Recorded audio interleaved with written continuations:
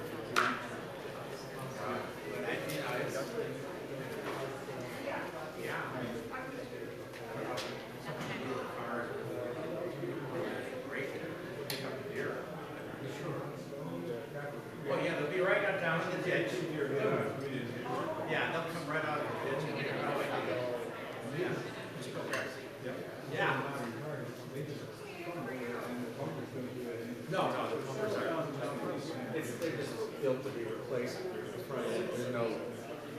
There's no serious crumpling. Well, I guess the argument is the crumpling is the other. Yeah.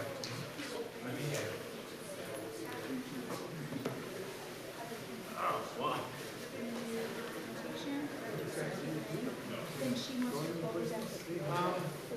We went down to Cincinnati.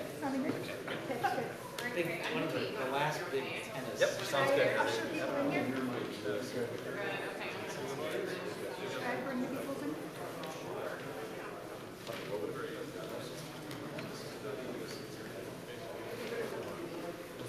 Megan, second that. That's fine. AB? Yeah.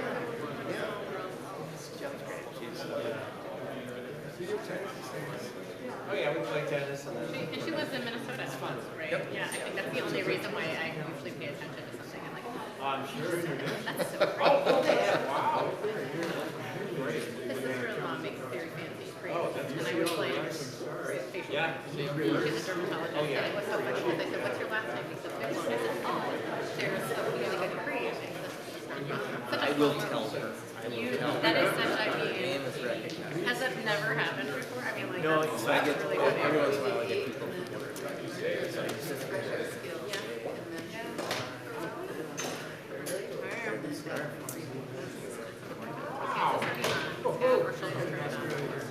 Oh, are you?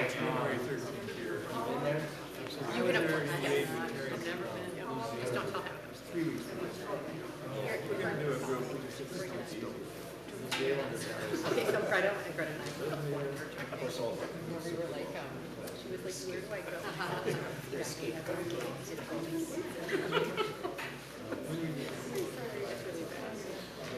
As long as there's a Starbucks, there's no Yeah. We didn't do much of it.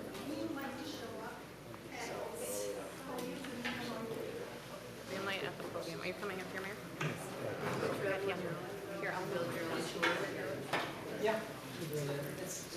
Hi. Good to see you.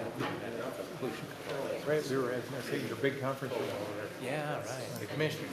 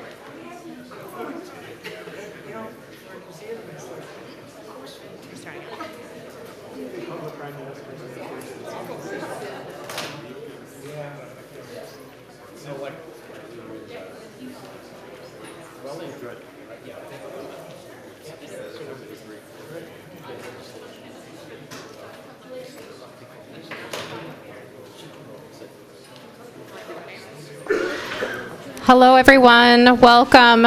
If you're out in the auditorium, if you want to make your way in, we're going to go ahead and begin. Hello, everyone. My name is Heather Edelson. I'm the state representative for Edina, and I'm honored to have you here today. We have a pretty big lineup. We have the Department of Health here, along with the Minnesota Pollution Control Agency. We have the City of Edina, who I want to thank for co-hosting this information session with me today. What we know is there's been some change as of recently. The site currently that many of you have some of the graphics, but we're going to go over the geographic area as Minnesota Pollution Control Agency will bring us through a PowerPoint. But geographically, what we know is we've had a little bit of a shift. Now, this was a designated Minnesota Superfund site. Now there is a change where they're asking and requesting it to be a federal Superfund site, and so the EPA is also here. Out there at the table. So after, we're going to have some times for questions. So I want to hear from the city is going to talk about the work they've done.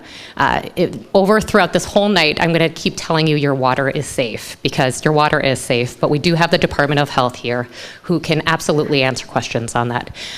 So we're going to hear from the city. We're going to hear from Craig Biglow from the Minnesota Pollution Control Agency, and then we're going to open it up for questions and answers.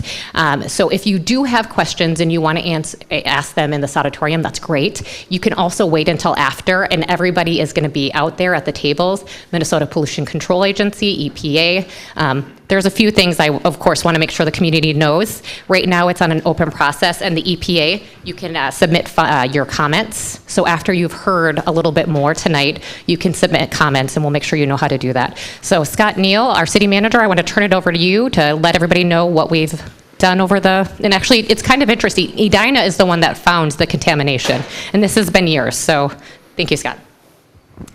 Thank you, Representative Edelson. I think for those of you, you're here because you're concerned about water, and the city is concerned about water as well.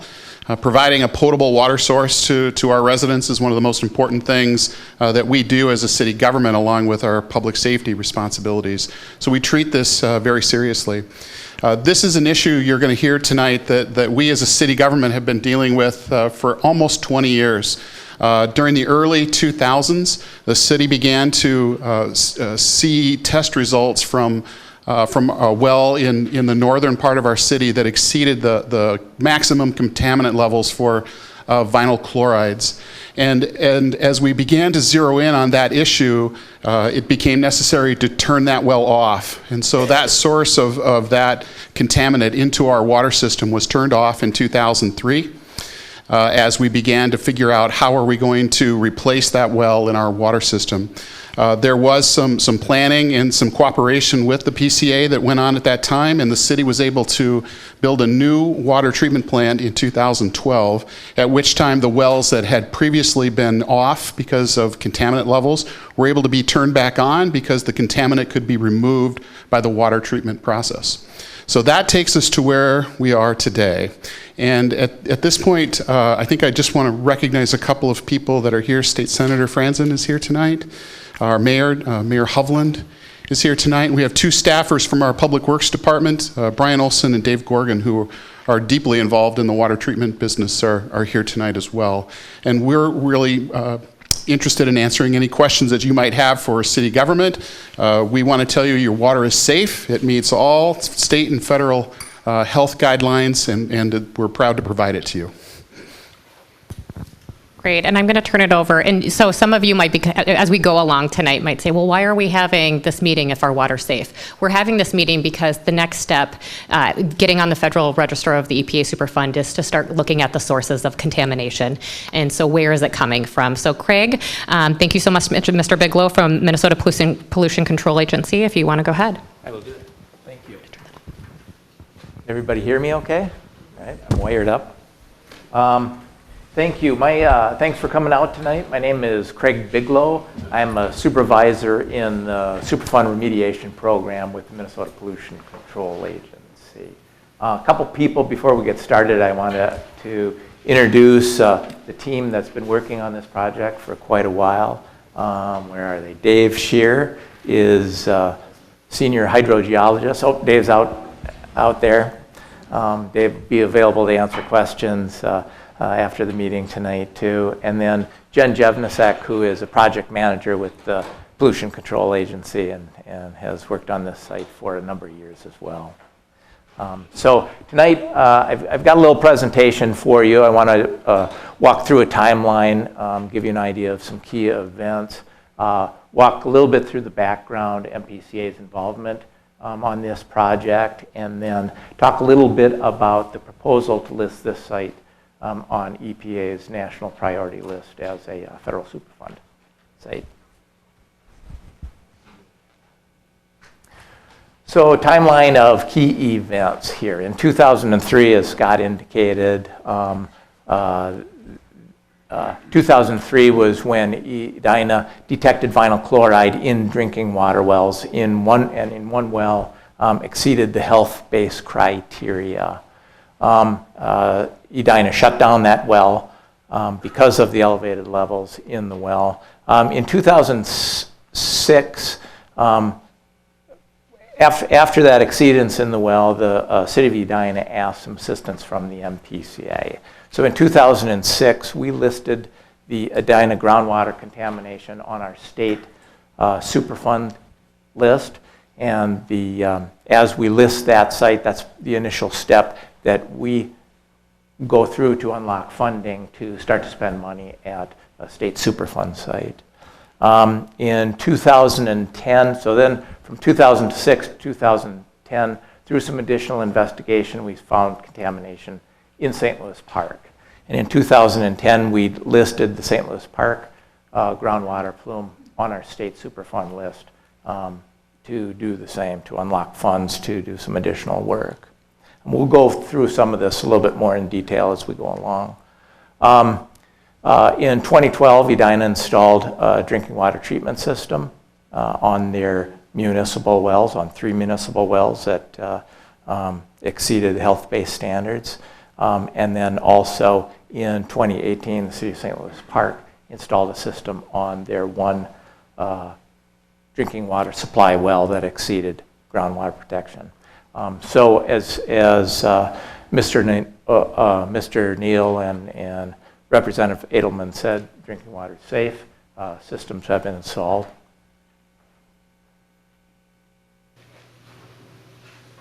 And as I talked about, next step is proposing to add this site to EPA's national priorities list. So this is current depiction of the deep groundwater plume. The blue line shows the extent and magnitude of that deep groundwater plume. The purple squares indicate wells that are open to that deep groundwater aquifer that the MPCA sampled. And to give you an idea here, city boundaries, let me see if I can get this cursor to work. Here's the red line. Here is the city boundaries here that separates Edina, Hopkins, and the city of St. Louis Park, to give you some reference. Again, back in 2003, the city of Edina discontinued use of its municipal well number 7 due to the vinyl chloride concentrations. In 2004, Edina requested assistance from the MPCA to help with a water treatment system and to help identify where the vinyl chloride is coming from. So in 2004, the MPCA began to sample wells that were open in the deep groundwater aquifer. Those wells are indicated with the purple squares. Those wells, so between 2004 and present, MPCA collected hundreds of groundwater samples from these wells. The wells are monitoring wells that were installed as part of the Riley site in St. Louis Park for monitoring. It was industrial supply wells that we could locate. It was golf course production and irrigation wells, and also drinking water wells in the cities of Edina, St. Louis Park, and Hopkins. So one of the things that we noticed from the results of those samples that were collected is that we had a pattern of increasing volatile organic compounds, chlorinated volatile organic compounds in the groundwater as we moved north into St. Louis Park. So again, on this figure here, the wells on the inside of that blue line had concentrations above health-based standards, and the wells that were located outside that blue line were either non-detect or below health-based standards, giving us a rough idea of the size of the plume.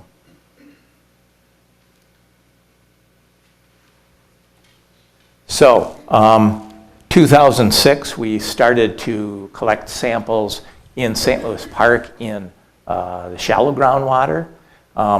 We identified, so between 2006 and present time, we collected hundreds of samples in St. Louis Park in the shallow groundwater and identified elevated concentrations. And that contaminated shallow groundwater, the extent of that was defined. That area is identified by the black dashed line to the north of Edina into St. Louis Park.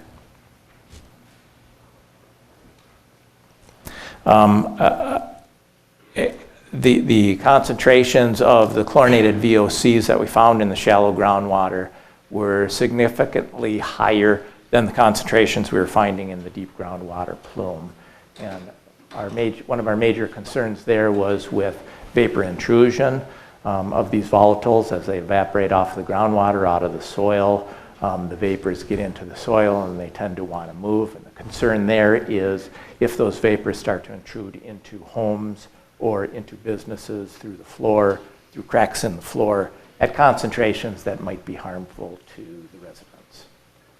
Again, that vapor intrusion issue is specific to the shallow groundwater in St. Louis Park that's contaminated, and because the groundwater is so close to the surface in St. Louis Park.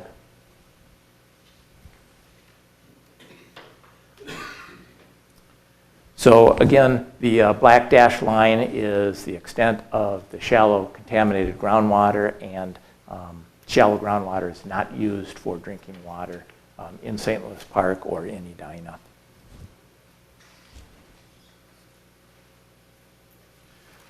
So with the concern with the vapor intrusion, we received assistance from EPA to help us investigate that vapor intrusion and to mitigate homes and businesses in that area in St. Louis Park. And so during 2007 and 2008 is when the MPCA and EPA completed that work. Once that work was completed, then we could turn our attention back to trying to identify potential release areas within that area of shallow groundwater contamination. So some of the activities the MPCA conducted there was to do some research on property use in the area, identify industrial, commercial businesses that may have used these types of chemicals, and then also to look at MPCA databases, county databases to identify companies that may have generated hazardous waste that contained these chlorinated volatile organic compounds. So, and then with that, collected additional soil vapor samples, groundwater samples, and soil samples in those neighborhoods. So what we found is we identified releases at 5 properties in the area, and those properties are located within the black circle there, which is in the area of the shallow groundwater contamination.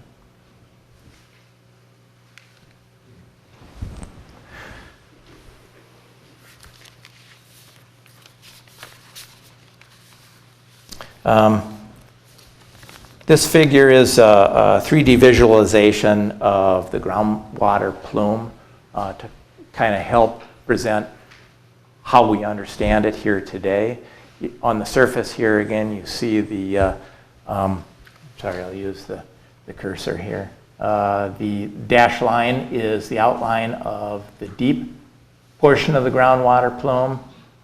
This dashed line is the shallow that we identified in St. Louis Park. And then the circle area is the area where we identified 5 properties that had releases. Those, none of those facilities that may have resulted in those releases operate in that area today. So So with these Superfund sites, the MPCA's initial responsibility is to make sure that our first job is to protect the public and identify those places where the public can come in contact with the contamination, either through drinking groundwater or through vapor intrusion. So right now, the drinking water is safe. The treatment systems have been installed in Edina to treat water from 3 of their supply wells. A treatment system has been installed in St. Louis Park to treat the groundwater at one of St. Louis Park's wells. The vapor intrusion concern in St. Louis Park with the shallow plume has been mitigated. Systems have been installed in a number of homes. Those mitigation systems are similar to radon mitigation systems, and maybe some of you are familiar with those and how they operate, but they basically operate the same way. They prevent that vapor from intruding into the homes.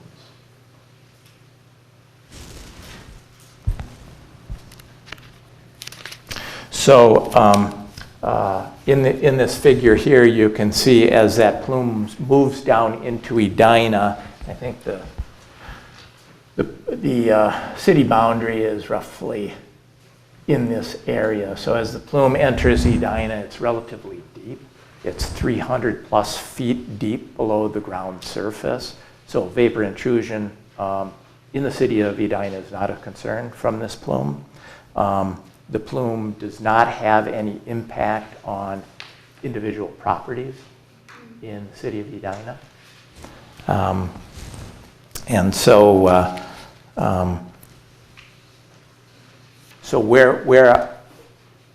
this is where we are today. We have all the exposures controlled, the risks controlled, but there's still a lot more work that we need to do for this plume. So,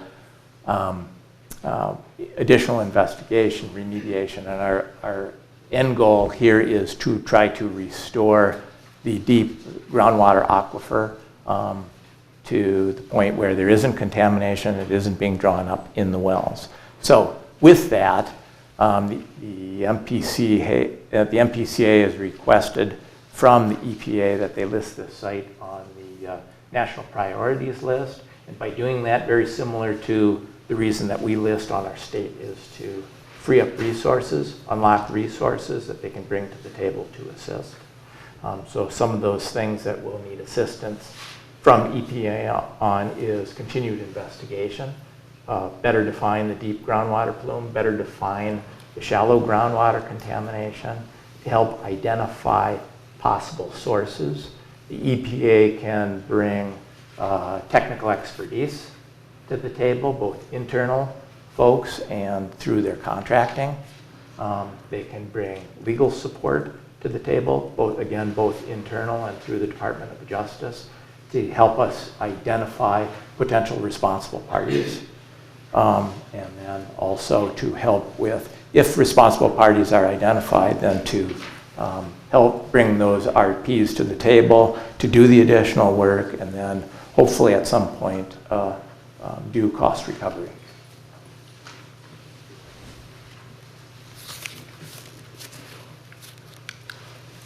So a couple key messages that I want to leave you with is the drinking water is safe.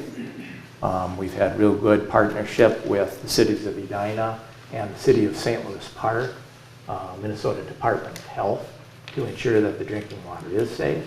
The MPCA has helped design systems for Edina and for the city of St. Louis Park. The city of Edina has installed the systems, as has the city of St. Louis Park. Another key takeaway is the groundwater plume in the area of Edina is deep. It's 300 feet and more below the ground surface. It doesn't impact individual properties. We don't have the same concerns in Edina that we did in St. Louis Park with the shallow groundwater contamination. This site is a large site. It's very complex. The geology, the history, the release areas that we're trying to identify the MPCA has put in a lot of resources into this project, and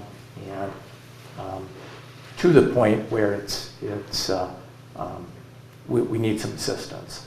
So given what we know about the site, adding this site to the national priorities list as a federal Superfund site can unlock additional resources to help us get to a place where we can restore the important drinking water resource that's used by the city of Edina, city of St. Louis Park, and other cities in the metro area.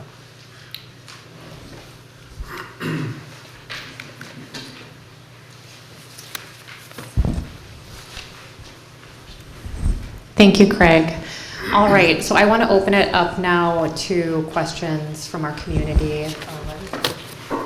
I'm Bob Thompson. As far as you know, what was going on out there and when? In terms of the contamination, any ideas about the source? Yeah, so these are legacy contaminations, and we do have some identified release areas. Not prepared to talk tonight about exactly who those people are, who those industries are, but it is legacy contamination, and we feel we have a good handle on where these are. There might be other release areas that contributed to this. It's such a large area and a large plume that we're making some jumps between wells, and the assumption is that this plume is continuous. But I think we're zeroing in on areas where industry had operated in the past. So, Well, it's important. Oh, was this one? Okay. Should be. Hold it real close. Okay. It's important to be able to, the importance of adding it to the EPA, the priorities list, is so that we can start narrowing in. Because in Minnesota, if you contaminate, you have to pay to clean it up, which I think is a good law. So I think it is, we have to find out who is the source of this pollution.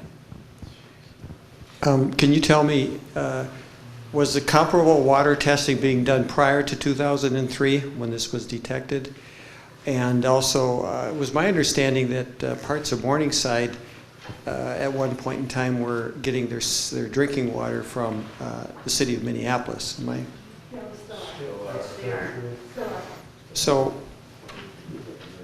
So what does that mean? Does that mean that like the Morningside area is still getting its drinking water from Minneapolis? Yeah. So Morningside would not have been impacted then by this. Okay. How about my first question? yeah, could you repeat that first question again? I'm sorry. So The water testing, was it comparable to the testing that you're doing currently? Or? yeah, so the water testing prior to 2003, I'm not as familiar with that, but I think that there was testing on and maybe I'll ask MDH if they, Minnesota Department of Health.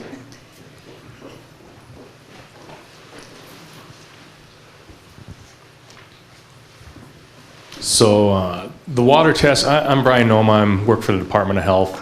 I'm the field engineer that covers Hennepin County, which all three cities are in.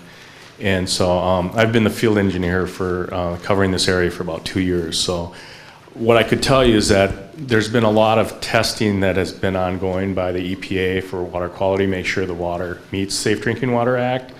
And so I'm guessing that must have been something around that early 2000 period that was an indicator that there were things there. And so when our department finds certain contaminants and we monitor those and we look for whether the levels are increasing or decreasing, we do quite extensive monitoring once we determine there's something there. So, but before that time there was regular testing done, but probably not as frequent as there is now.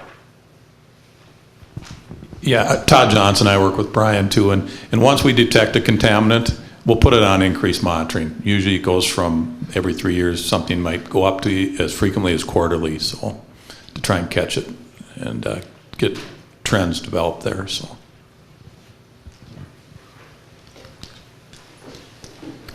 the Pollution Control Agency works pretty closely with the Minnesota Department of Health So as they come up with these detections, we have fairly frequent meetings, and they'll identify that to us, and we'll make decisions whether we need to start to investigate, try to identify sources.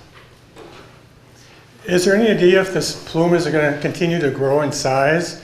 And also, if this does become a Superfund site, will the US EPA take over the management, monitoring, and remediation of the whole project? Because one of the things I'm familiar with is the US EPA obviously has a lot more resources that you alluded to, and they're very good about finding microcontaminants, which may not be a direct health issue, but they do raise concern. So I'm wondering if you can speak to any or all of the above. Sure. So is the plume increasing in size? The concentrations as we get down into Edina are relatively low, but then those health-based standards are relatively low as well. So we do have some wells that we're monitoring south of Edina to get an idea if it is expanding, and we're not in those additional wells south, we're not seeing that yet. Doesn't mean that it can't or won't happen. If and when this site is listed as a federal Superfund site, we'll work closely with EPA as to what the next steps might be, and we'll be involved in review of investigation plans of any types of remedies that EPA might install. So we'll be working really closely hand in hand with them, and then again, working with our partners, Minnesota Department of Health, the City of Edina, and the City of St. Louis Park, and all this. But does the EPA take over the project? They will be the lead on the project. That is correct. Yep. I have a question with regard to private wells. I didn't see anything on your slides with regard to private wells. We have 2 country clubs, golf courses, that you do extensive pumping of water from the groundwater table with their private wells. And my question is the use of these private wells, is this having an impact on the movement of the plume? Have you monitored those wells? And if those wells are a part of the problem and not part of the solution, what can be done to close them down and make them use city water? Because we can't be having the problem increase in size simply to take care of somebody who wants green grass on their golf course, and they don't want to pay to use city water. Again, did you test any of those wells or any other private wells within the city that might have an impact on this? And are those shallow wells? Are those deep wells? And if they are shallow wells, given the volume that they're spraying, is there going to any release in the air from this, and should that be monitored? Thank you for your assistance. Sure. No, those are all really good questions. And question 1, yes, we did sample the golf course wells. We sampled just about every well in the deep aquifer that we could identify in that area. It's a very large plume. And like I said before, we've collected hundreds of samples from these wells. The complexity of the groundwater aquifer and groundwater movement. In general, the movement is from the north to the south, but you're right about that. Any pumping in that aquifer changes flow direction. So we're seeing that from these wells. We're seeing it from pump-out wells as part of the Riley site in St. Louis Park. We're seeing influence from the drinking water wells in St. Louis Park and in Edina. So all those wells have an influence on groundwater movement. The wells aren't really a part of the problem. They're there, they influence the system. And I think it's our goal to get to a point where we can restore that resource so it no longer is an issue. As far as the golf courses pumping that groundwater, there was a risk evaluation done back in 2012 on the water that was being pumped. And at that point, it didn't appear that that was a health concern. And those concentrations are relatively low. So the major impact and our concern is the ingestion of the water, the long-term ingestion of the water. And that's why the treatment systems were put in place. I hope that answered your question. You're welcome. I'm trying to figure out the dates here, but you said trace amounts were also later found in wells number 2 and 15. At what time were those trace amounts found? And were they below the standards for clean drinking water or above? Yeah, I believe that it was number 7 that exceeded the health-based standards, and 15 and 2 had detects also in them, but that weren't above the standards at the time. Okay. So 7 is being treated. Is 7 the only Edina well being treated right now? No, Edina, all 3 of those wells are being run through the treatment system. And 7. And they all started then in 2007. When was that? 2012? The treatment system was operational in 2012. Yeah. So you opened all 3 back up in 2012? That's correct.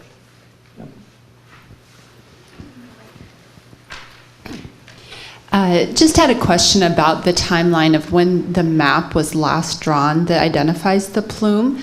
Is that like a recent map, or is that dating to 2012? The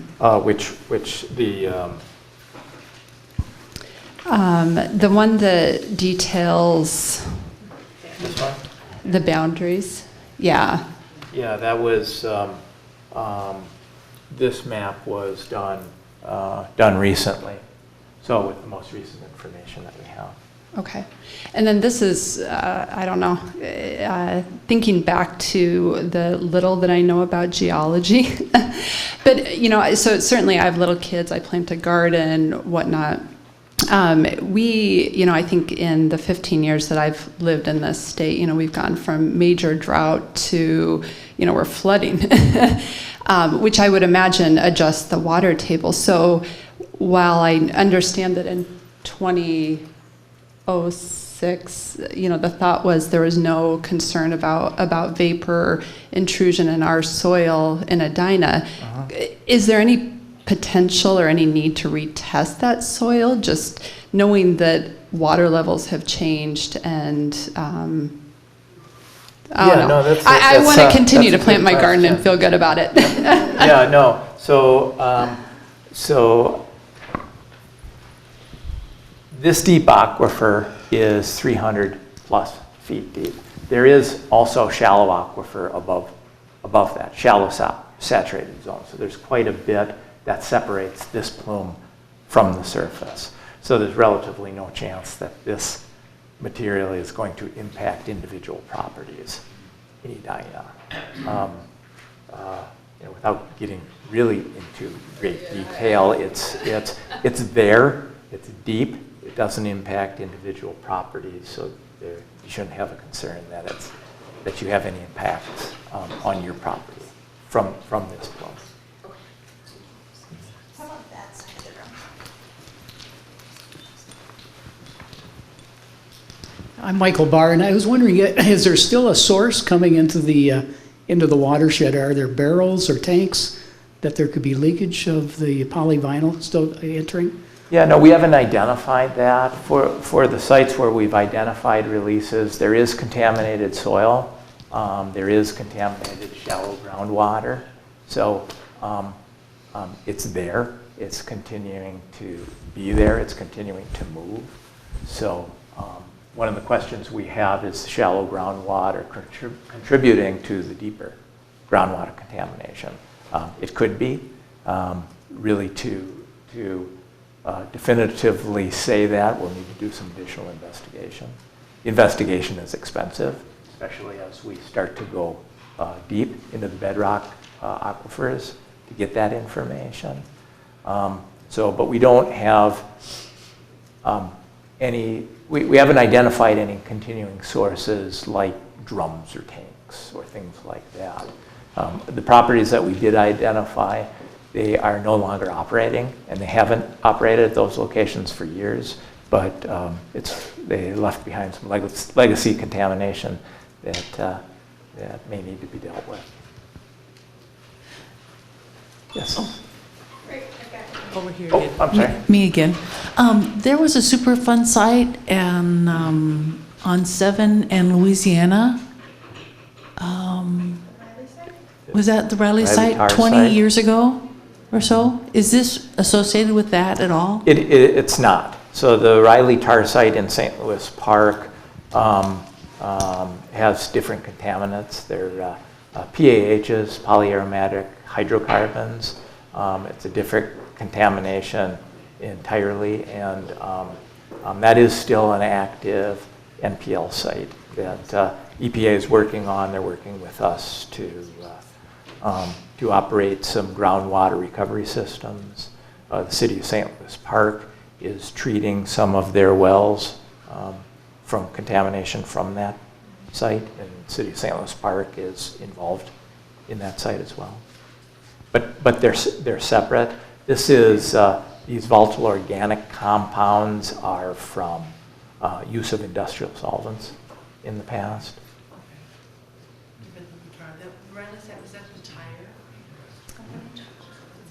It's a creosote manufacturing company.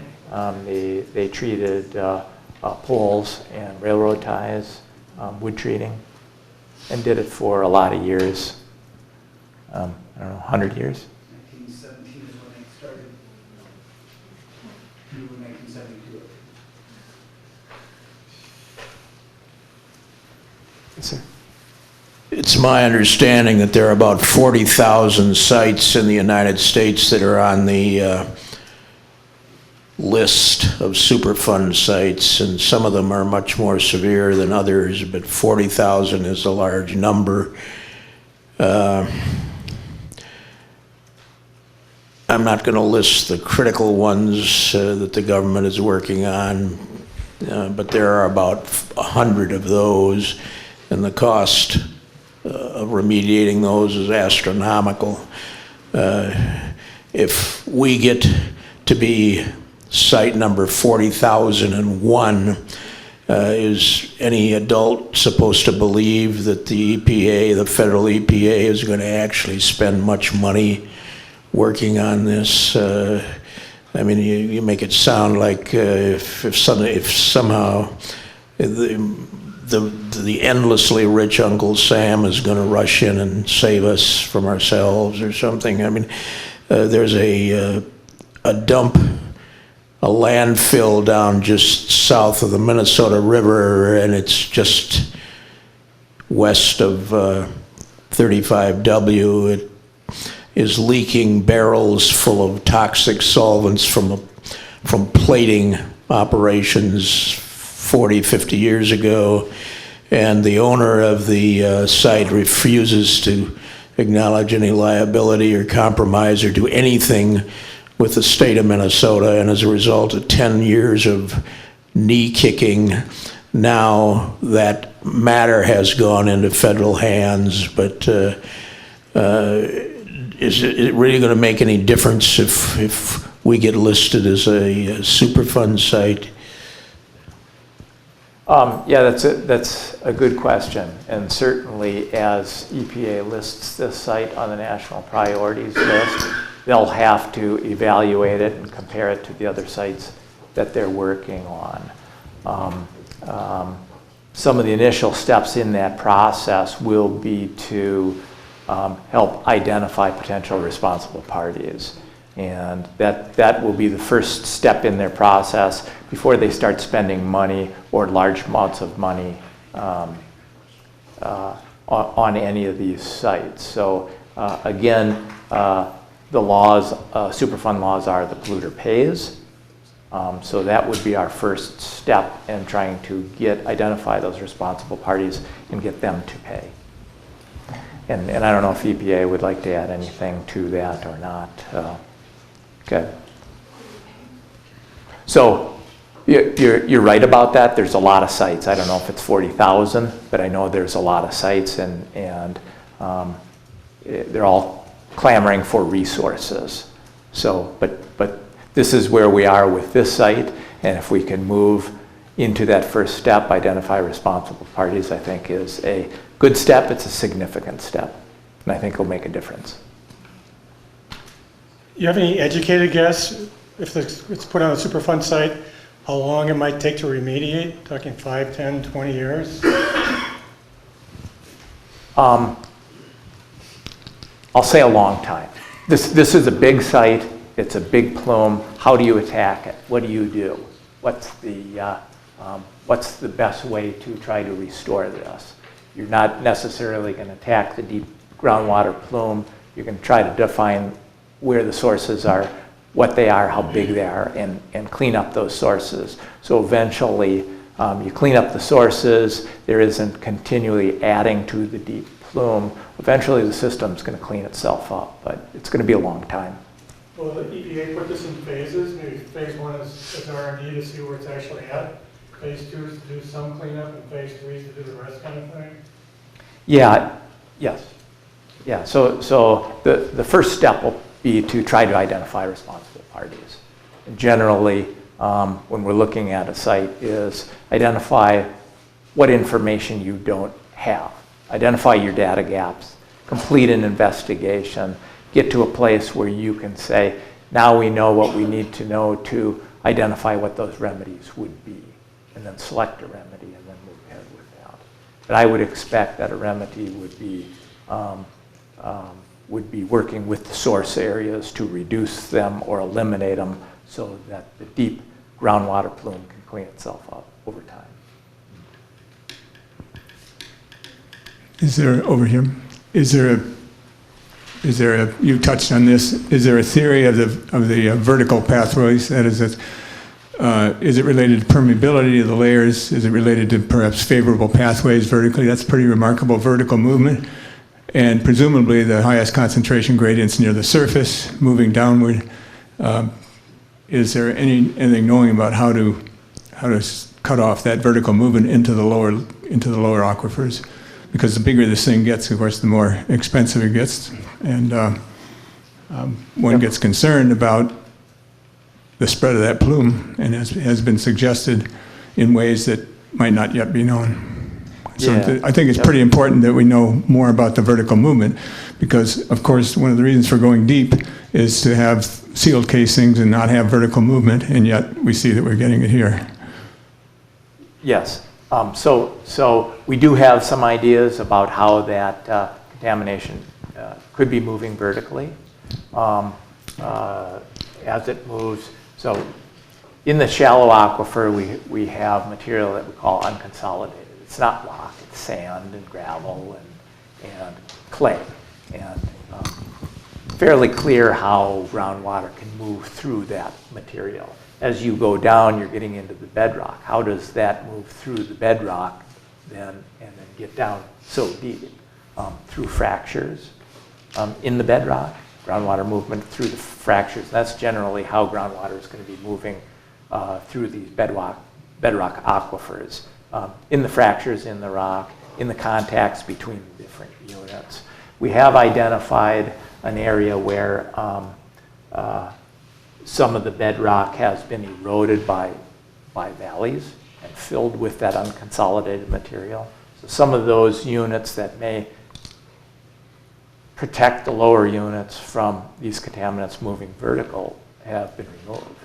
And part of that is identifying those, where they are, how do they relate to any shallow groundwater contamination that might continue to act as a source for the deep. So Minnehaha Creek testing? Have we tested Minnehaha Creek? Yeah, because that runs directly, I would think, from that worst contamination. Through the shallow contamination? The origins, I assume. Yeah, I'm not aware that we've tested Minnehaha Creek, but I don't think that it runs. Dave, do you want to? Yeah, so we have not tested Minnehaha Creek directly.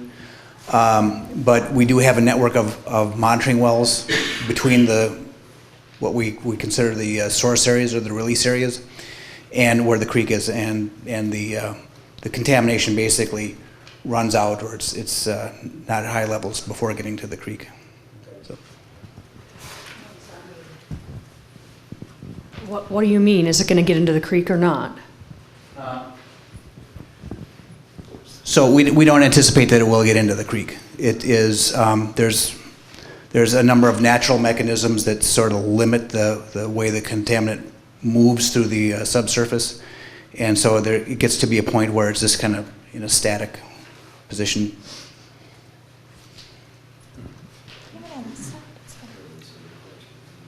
Okay, it looks like one more question.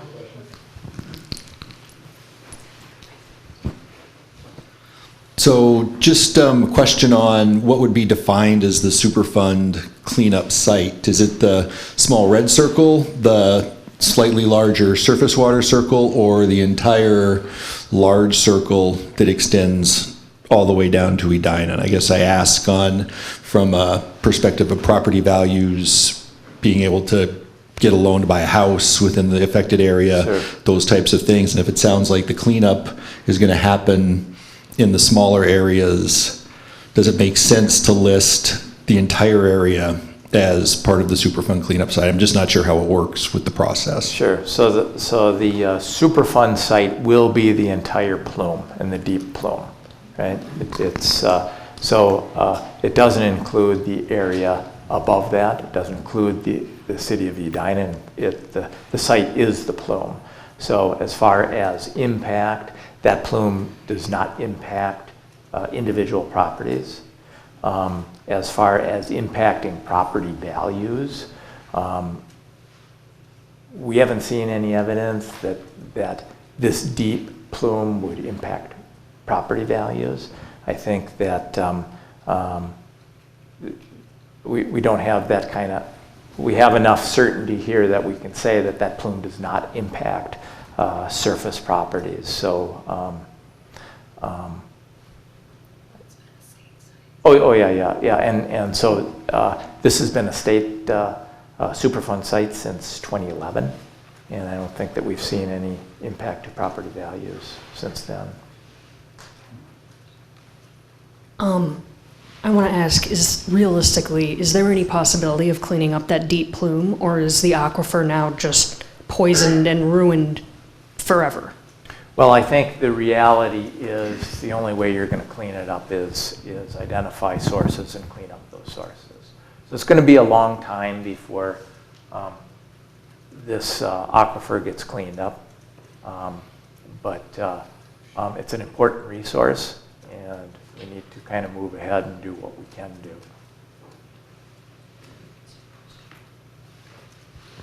To follow up on the previous gentleman's comments, it's probably not for this meeting, but there is the reality, if this is made a Superfund site, there's perception and reality, and I agree with hopefully your comments about being deep and not an issue for property values, but the perception is going to be, which is the reality, sits on top of a Superfund site.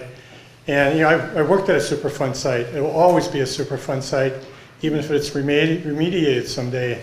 And that particular site's been worked on for 30 years. But people probably are familiar with Love Canal. It's been remediated, but Love Canal is always going to be Love Canal, the first Superfund site. So I think politically and as far as property values, there has to be another meeting to discuss that issue. I'm all for getting federal funds potentially to clean this up, but what are the long-term impacts on my property value? We have to talk about that.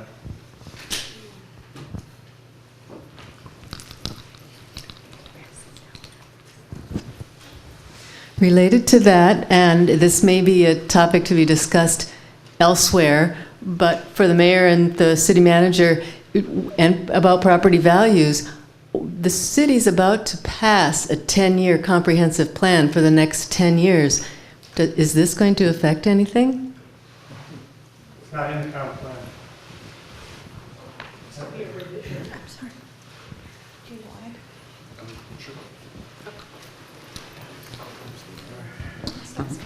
Right, so most of the planning work that has gone into the comprehensive plan that's going to come to the council in a couple of weeks has really occurred over the past 2 to 4 years, actually. And so this was not a known during that time period, so it's not an element of our comprehensive plan. The idea that it would be listed as an NPL or on the Superfund site was not known, but the plume, of course, was known. That's it, but it hasn't influenced our property values at this point, so it hasn't been incorporated into our comprehensive plan. There's no evidence to show that it has at this point. It's hard. We don't prove a negative, though, so we haven't seen evidence that it's impacted property values. And we use the market sales price of properties to determine how things are assessed. Well, listen, the reason why we're having this is exactly that. When I found out about this, which is this has been very recent. We found out about this through the Star Tribune. Okay, that's how you. Well, listen, I found out via a call, and then it was out there. So, well, that is it. Yeah, this has been around, with all due respect, for quite a long time. The reason we're having this meeting is because I live in this area too, and I know that a lot of people live in this area, and I had the exact same question you had, is this going to impact property values in our community? And I said, oh my goodness, if we're not going to, we don't necessarily know if it's going to, we're going to get help on fixing anything in our community, why are we a part of the Superfund? But the reality is, we have to get, Edina doesn't live in a vacuum. We have to get to the source of this pollution. So while I hear you and I share your concerns, and I'm definitely open to, working with you on how do we address this issue of home values, because I share your concern. I know we have a lot of homes in this area. This is not a new issue. This has been around for a long time. So what I want to do right now is, Department of Health, can you stand up? I know, there we go. Okay, Department of Health is here. These are the people from Department of Health. MPCA, people from MPCA. Please stand up. Okay, so MPCA, Minnesota Pollution Control Agency. EPA, go ahead and sit down. EPA people, can you please stand up? EPA people. Okay, all right, so everybody look around the room. I have told you everybody who is here.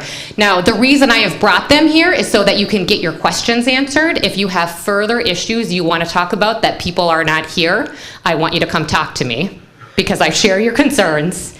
People elected me to make sure that I fight for you and know I care about these issues. So we are going to move out into this area.